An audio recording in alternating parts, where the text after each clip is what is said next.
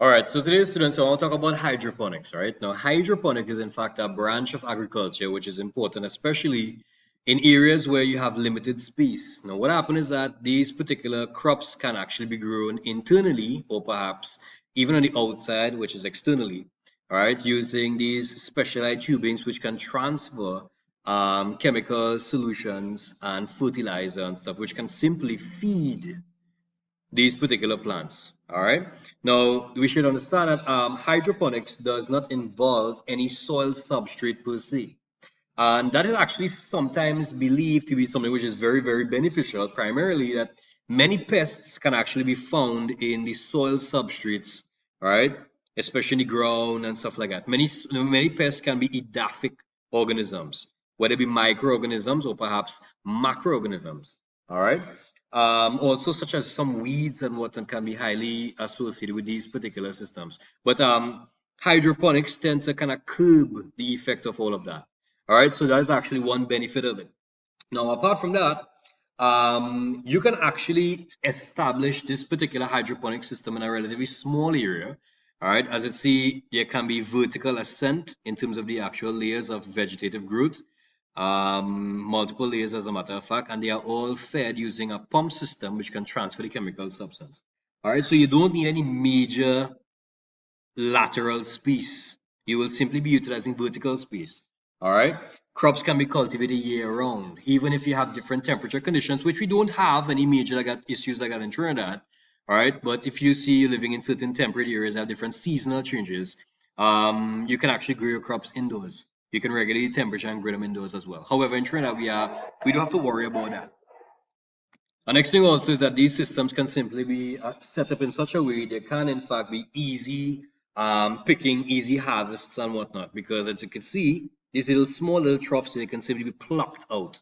We don't have any medium, any bulky soils in there, so they can simply be removed and a new system can be replenished and put into, new crops can be put into the different trees and so forth.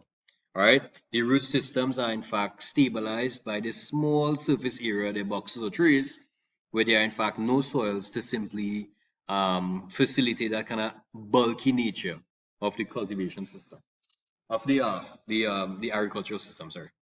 All right. This can also be grown in artificial light, as you can see on the screen, or it can simply be grown externally, where you could utilize natural light. All right. Look at this system here, students. It's actually grown outdoors. People have pak choy. You could put cabbage. You could put lettuce. You name it. All right. This is in fact a Trinidadian dude. You have a small system set up in his back, and look how many crops he have cultivated. As a matter of fact. All right.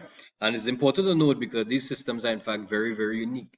All right. It must be known that the chemical substances can simply be associated with what chemical needs you require. All right. And you can simply have that in solution to which the plant can simply take up through their roots. Okay. And this is very important. I've got the channels here where you can simply put these little crops. And one area might have, just assuming they have 10 in one section. 1, 2, 3, 4, 5. That's approximately 15. Sorry, 10, 5, 50. Like 50 specific type of crops right there in that small area. All right, and you can utilize. We also have that concept of easy harvest that we mentioned before. They are little small little pots, little trees, and the chemicals are in fact allowed to simply run through. Look at it. All right, the roots are in fact growing through these small little pots here, and it can simply be allowed to run all the way through. There are in fact no soil medium per se. All right, keep that in mind for me. So students, the disadvantages of hydroponics is that it basically has high initial setup costs. All right, you actually have to pay a lot of money to set it up. All right, but that is our initial cost. All right, but technically, some people don't have that amount of money to put out. What about those small farmers, for instance? Okay, many small farmers or peasant farmers or well, small scale farmers, as a matter of fact, backyard farmers. What happens is that the peasant farmers, they may not even be able to attempt this particular technique because they don't really have that amount of money, that investment to put out in the first place. All right, so that's actually important to note. All right, so that high cost can affect, all right, certain classes of people primarily because they don't have that amount of monetary backing. All right. So with respect to chemicals, right, this is actually fully chemically based. And with respect to the amount of chemicals that we utilize, we don't know All right, the effect that it will have upon our bodies primarily because these are artificially made chemical substances. All right, many chemicals can have a negative effect upon the body in terms of reaction and whatnot. And we are disassociating from the natural premise because we are utilizing artificially made chemical or synthesized chemical substances. All right. In addition to this, the synergistic pool of different fertilizers, all right, we don't know how it can have an effect upon our body, given also the high concentrations, all right, that gets actually imposed upon the food, to which the actual food reserve for the crop will absorb. Another disadvantage is that hydroponics cannot be properly utilized, especially for those large crops, or perhaps for those crops or those tubers per se, where the majority of the actual food reserve or the produce is primarily below the surface of the ground. All right. Remember the trees that we mentioned, we observed earlier, they're in fact a very shallow depth, only for chemical substances to circulate. But in these particular crops, all right, they can simply they grow very deep down into the ground, all right, and we don't have that capacity, especially for commercial, for aquaponics. I'm sorry, for hydroponics, my bad. Sorry. All right, so that's actually a very important thing. Just remember that for me, right? The hydroponics support more surface crops, like small surface crops to be specific, like a little bit of lettuce, cabbage, pak choy, you name it. All right. Sometimes certain types of seasonings. So at the same time, this would not necessarily support denser or heavier crop systems, or even for that matter, tubers, as you can see on the screen here right now. These are in fact potatoes that usually you will dig out from the ground if they are naturally grown, all right, through arable cropping, but at the same time, hydroponics would not allow that facility. So class, you can actually see there are pros and cons with respect to hydroponics. This is in fact a farming mechanism. All right. Some people believe that since they're utilizing limited species for hydroponics, they realize that they are not disturbing natural environments per se. However, we must also bear in mind that these waste chemical substances, all right, they must be thrown away. And chemical substances can be easily dissolved in water. They can actually contaminate waterways and whatnot. It is not advisable to reuse, all right, the chemicals that you have, that the old chemicals, which is from a previous produce or harvest, the remaining ones, all right, you wouldn't be able to utilize that. They usually throw it away. And that significant quantity can have a negative effect upon the wider environment. If they tend to wash off into unwanted areas, that can actually result in eutrophication, which we don't want. All right. Now, that is a disadvantage, of course, which is that is a disadvantage. However, some people believe that if you are reducing the soil disturbance, some people believe that you are in fact reducing the level of soil erosion. All right. If you are not actively associating this system with cultivation and tillage and stuff like that.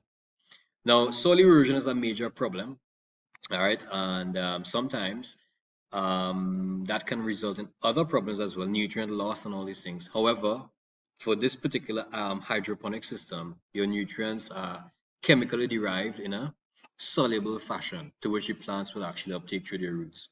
Okay, there is a process known as sedimentation, right? That is when you see you have eroded materials or components which are washed away from the land and deposited into unwanted waterways.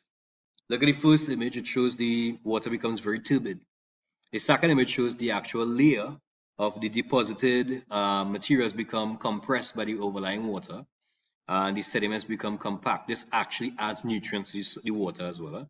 And the system goes continuously, resulting in a thicker layer of sediments. Eventually, you have a very distinctive, somewhat compressed and rigid structure of sediments which tend to accumulate in an unwanted waterway, reducing or pushing that aspect of the present waterway further back.